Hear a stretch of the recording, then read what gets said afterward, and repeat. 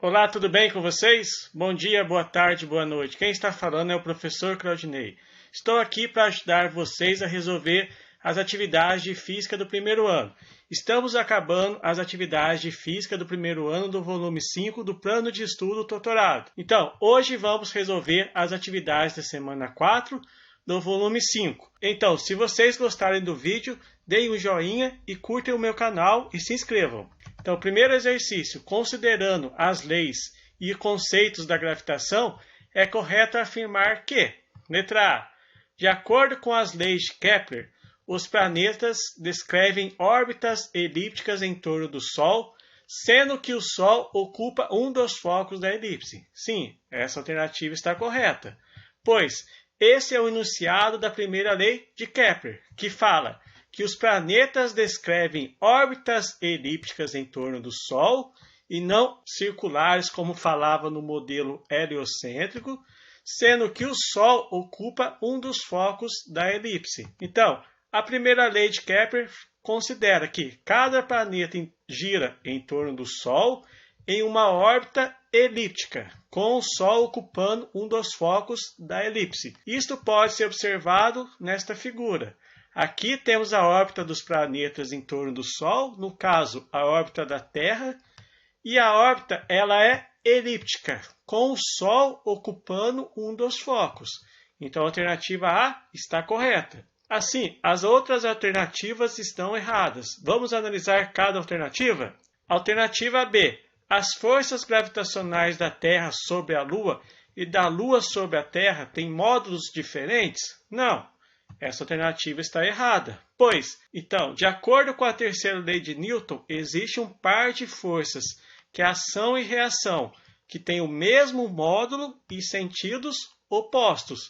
Ou seja, a Terra exerce uma força na Lua e a Lua exerce uma força sobre a Terra de mesmo módulo, só que sentidos contrários. Então, as forças gravitacionais da Terra sobre a Lua e da Lua sobre a Terra, elas não têm módulos diferentes, e sim módulos iguais. Alternativa C. Dois satélites artificiais de massas diferentes, descrevendo órbitas circulares de mesmo raio em torno da Terra, têm velocidades escalares diferentes? Não, essa alternativa está errada, pois as velocidades das órbitas dos satélites em torno da Terra, elas são iguais, pois elas não dependem da massa dos satélites, e sim da massa da Terra. A Terra que está influenciando a órbita do satélite em torno da Terra, pois a velocidade de rotação é dada pela fórmula raiz quadrada de g vezes m dividido por r, onde v é a velocidade orbital do satélite em torno da Terra, g é a constante gravitacional, m é a massa do planeta e r é o raio do planeta. Então, o que influencia a velocidade orbital de um satélite em torno da Terra ou em torno de um planeta é a massa do planeta, o raio do planeta, a constante gravitacional, e não depende da massa do satélite. Alternativa D. Sabendo que a lei das áreas de Kepler estabelece que a reta que liga um planeta ao Sol varre áreas iguais em tempos iguais, concluiu-se que quando o planeta está próximo do Sol, ele se move mais lentamente do que quando está mais afastado. A primeira parte está correta, pois a lei das áreas de Kepler, que é a segunda lei, ela estabelece que a reta que liga um planeta ao Sol varre áreas iguais em tempos iguais. Porém, quando o planeta está mais próximo do Sol, ele se move mais rapidamente e não mais lentamente. E quando está mais afastado do Sol, aí sim ele se move mais lentamente. Então, o planeta está distante do Sol, ele se move mais rapidamente e não mais lentamente do que quando está mais afastado. Então, a alternativa D está falsa. E, por fim, a alternativa E. A intensidade da força da gravidade na superfície de um planeta de massa m e raio r é dada por g vezes m dividido por r ao quadrado. Essa alternativa está falsa, pois dois corpos quaisquer se atraem com uma força proporcional ao produto de suas massas e inversamente proporcional ao quadrado da distância entre eles. Pois a fórmula correta é força gravitacional igual G vezes m minúsculo dividido por d ao quadrado, onde F é a força da gravidade, G é a constante gravitacional, m é a massa do planeta, d é a distância entre os objetos e m é a massa de um objeto. Então, esse item está falso, pois faltou multiplicar pela massa de um objeto. Exercício número 2. Marque a opção que descreve o valor da velocidade horizontal que um satélite de comunicação deve ser lançado para entrar em órbita, a partir da superfície da Terra. Então, qual que é a velocidade horizontal que um satélite deve ser lançado para entrar em órbita a partir da superfície da Terra? Será que é 11,9 km por segundo? B, 7,9 km por segundo? C, 24 km por segundo? Letra D, 28 km por segundo? Ou letra E, 50,9 km por segundo? Nesse item, a resposta é: para poder entrar em órbita, é preciso que um foguete possa atingir certa velocidade, a fim de escapar da gravidade terrestre, que o puxa sempre para baixo. Como é calculada essa velocidade de lançamento? A velocidade é G vezes m dividido por r, onde v é a velocidade horizontal, g é a constante gravitacional que vale 6,67408 vezes 10 a menos 11 metros ao cubo dividido por quilo vezes segundo ao quadrado.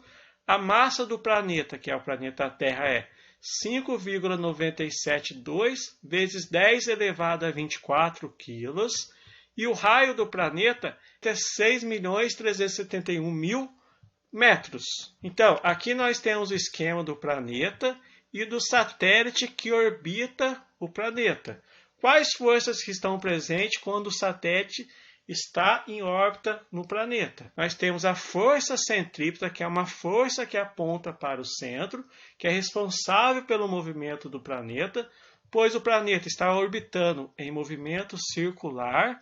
Então, sempre tem uma força responsável por esse movimento, que é a força centrípeta. E também tem uma força gravitacional que a Terra exerce no satélite. Então, as forças presentes quando o satélite está em órbita é a força centrípeta, que é igual à força gravitacional Fg. Tranquilo? Então, a velocidade horizontal necessária para que um satélite entre em órbita a partir da superfície da Terra ele é dado pela fórmula G vezes m dividido por r, onde v é a velocidade horizontal, g é a constante gravitacional, que é dado por esse valor, m é a massa do planeta, dado por esse valor, e r é o raio do planeta, dado por esse valor, onde o raio do planeta é 6,371 vezes 10 a sexta metros. Eu passei esse valor para algarismos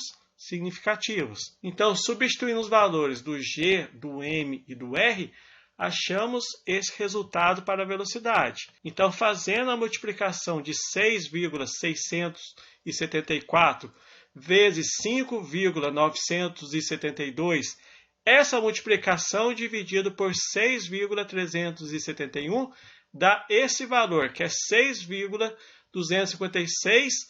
E essa parte com expoente eu não modifiquei. Então, está multiplicado por 10 a menos 11 vezes 10 a 24 e dividido por 10 a sexta. Então, nós teremos que a velocidade é 6,256 vezes 10 a menos 11 vezes 10 a 24. Então, o numerador foi mantido e o denominador que está dividindo, nós passamos ele para cima, multiplicando, só que temos que inverter o sinal. Será 10 a sexta, agora fica 10 a menos 6. Então, nós temos que a velocidade é igual a raiz de 6,256 vezes, como temos a mesma base 10, mantemos a base e somamos os expoentes. Então, obtemos que a velocidade é raiz de 6,256 vezes 10 a sétima. Então, a velocidade, tirando a raiz, obtemos que a velocidade é 7.909 metros por segundo. Porém, como o exercício está em quilômetros por segundo, então dividimos 7.909 por 1.000. Então, obtemos que a velocidade que deve ser dada a um satélite de telecomunicações que deve ser lançado para entrar em órbita a partir da superfície da Terra é aproximadamente 7,9 km por segundo. Então, a alternativa correta, letra B, 7,9 km por segundo.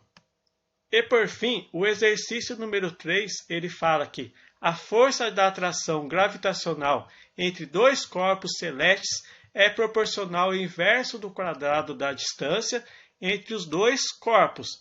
Assim, quando a distância entre um cometa e o Sol diminui da metade, a força de atração exercida pelo Sol sobre o cometa é.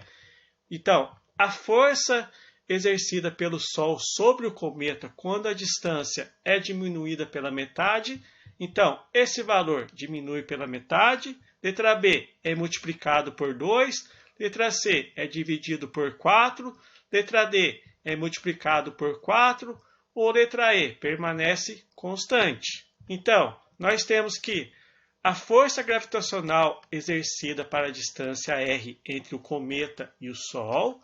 Então, nós teremos também uma nova força que vai ser a força 1, que é a força gravitacional quando a distância entre o cometa e o Sol diminui pela metade. Nós temos o valor de G, que é a constante gravitacional, M1, que eu vou chamar de massa do Sol, M2, que vai ser a massa do cometa, e R, é a distância entre o Sol e o cometa. Então, na primeira situação, nós temos que, para a distância R entre os dois objetos, a força gravitacional F é dada por. Então, nós temos o corpo 1, que é a massa 1, que é a massa do Sol. Ele está a uma certa distância R do cometa, que eu vou chamar de massa 2. Então, por ação e reação, temos uma força de um lado e temos uma outra força do outro lado, de mesma intensidade, de mesma direção, só que sentidos contrários.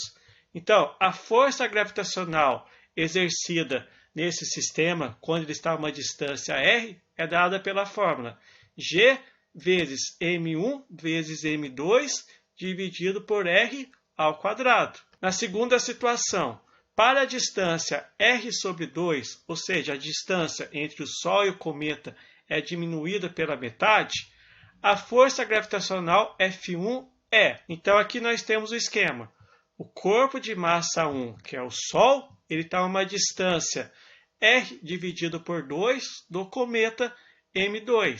Essa força F1 é dada pela fórmula G vezes M1 vezes M2 dividido por R dividido por 2 ao quadrado. Então, nessa situação, ele quer saber qual que é o valor da força 1 em relação à força F. Então, temos que a força 1 é dada por G vezes M1 vezes M2 dividido por R dividido por 2 ao quadrado.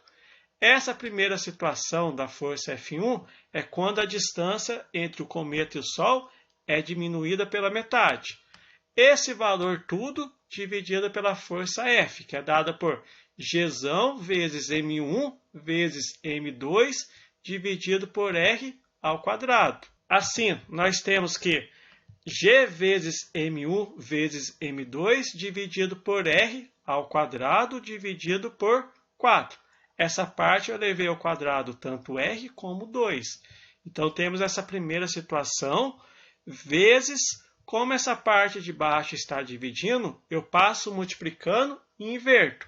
Então, vai ficar essa equação multiplicada pelo inverso do de baixo, que é R ao quadrado dividido por G vezes M1 vezes M2.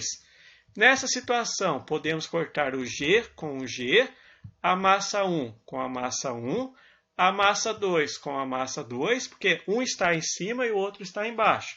E também podemos cortar os raios, o r² com o r². Então, a força 1 dividido pela força F é dada por 1 dividido por 1/4, é o que sobrou. Quando eu cortei o G com o G, o M1, o M2 e os raios. Então, vai sobrar 1 dividido por 1/4. Assim, temos que a força 1 dividido pela força é igual a 4.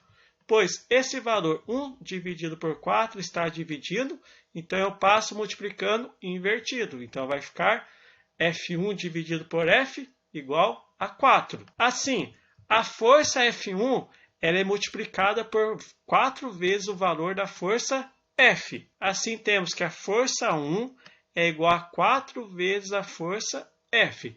Ou seja, quando você diminui a distância entre o cometa e o Sol pela metade, a força que um corpo exerce no outro, a força gravitacional, é 4 vezes maior do que a anterior, quando a distância era R. Então, resposta correta, letra D. Quando a distância entre um cometa e o Sol diminui pela metade, a força gravitacional exercida pelo Sol sobre o cometa é multiplicada por 4. Então, pessoal, muito obrigado pela presença, espero que tenham gostado e até a próxima.